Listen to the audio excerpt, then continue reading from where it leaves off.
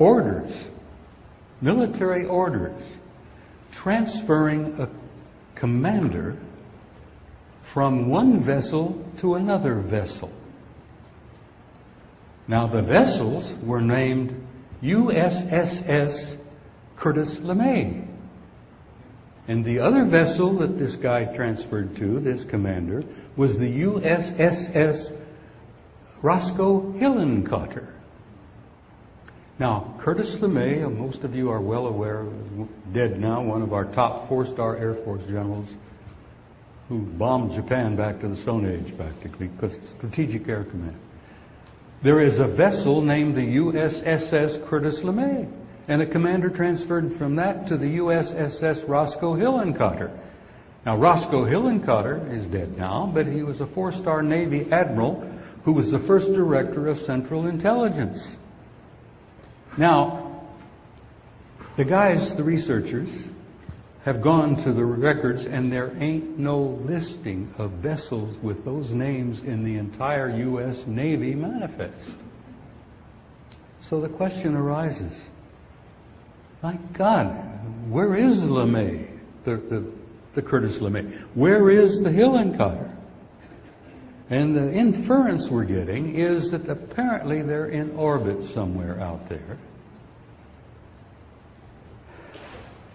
And now we're talking about one of the biggest secrets of all time, where your missing trillions have probably been going. There is a separate space program which you guys are paying for, and they're not telling you anything about it. And as a result, NASA is a bit of a joke. We have a special space program, and it is apparently known as the United States Aerospace Command. And it is a joint service agency. That means it includes Navy, Army, Air Force, Marine Corps, and it also includes the British Aerospace Command. They launch satellites from several different positions on the planet. They maintain, apparently, an entire fleet of vessels in orbit. And they have anti-gravity and zero-point energy, which you guys have a right to and you ain't gonna see for another 10 years. Now that's where your missing trillions are gone. You know the story. 98, 99, and 2000, 1.7 a year for 3 years disappeared off the books. That bunch of clowns in Congress, you think there was an uproar? You think there was a demand for answers? Where did that money go? Forget it. Now, the day before 9/11, the Secretary of Defense says, we're missing $3 trillion. We can't account for it. It's off the books somehow. We're working on it. Maybe an accounting error. You know how they are. The double speak. George Orwell would be happy with this crowd. Missing $3 trillion after the already missing of 1.7 a year for 3 years? There's where the funding is coming from your aerospace command that Daniel Inouye is talking about. A separate shadow government that you have no idea exists. And those guys have got the technology that Ben Rich says is 100 years beyond establishment knowledge. And really, if you talk about being pissed off, that kind of information drives me up the wall. And I say to you guys, and I hope you're as pissed off about it as I am, we've damn well got to get some answers from these idiots back there, or our country is gone forever. And I don't want to see that happen. When I went into the military, I signed an oath to die for that Constitution if I had to. And I believe in that Constitution. It was a work of genius. The best form of government's ever been devised. And they're trashing it. And we're not standing up and defending it enough. We're not insisting that they account for being in office and drawing those big salaries. Okay, guys, I've covered a whole lot of stuff here. As I said, I tend to wander. I guess it's the name of the game. Coming to the end of my presentation here.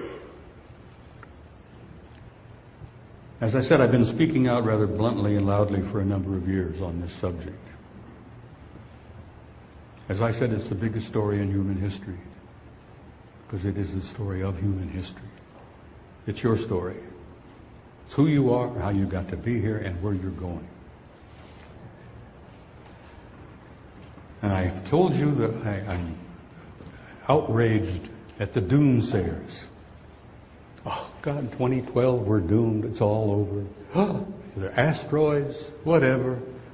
Pole shift, we're all doomed. That Mayan shaman in Germany years ago told me, he said, you white-skins, you do it every time. You screw it all up.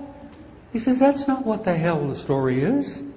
He says, I'm an expert on my calendar. I'm an expert on the history of my people. And that's not the end of the damn world. It's the beginning of a new age. He says, we look forward to it with anticipation and excitement. The old world is coming to a close, and a new way of thinking is coming.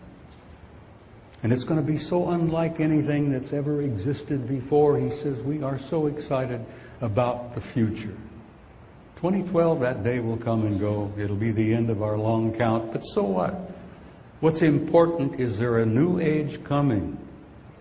And you guys are all a part of it.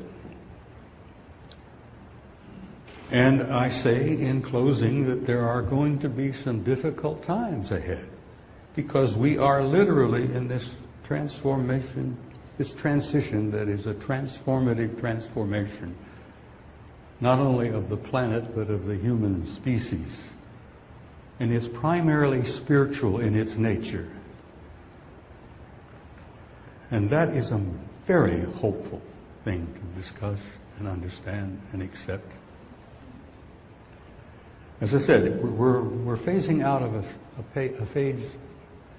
phase of adolescence. We are going through adolescence, and we're going to reach adulthood. And if you all remember, I'm sure you do, adolescence was not a hell of a lot of fun. I found it painful as hell when I was going through it, and so did my mother and father while I was going through it. But we're making that transition. And it's hopeful and favorable. And I want to leave you with a remark or two that I think is important. I'm a great fan of Leo Tolstoy, one of my favorite authors.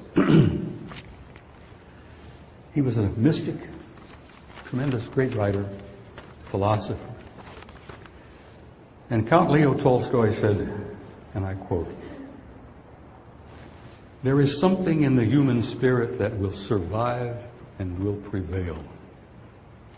There is a tiny and brilliant light burning in the heart of man that will not go out no matter how dark the world becomes."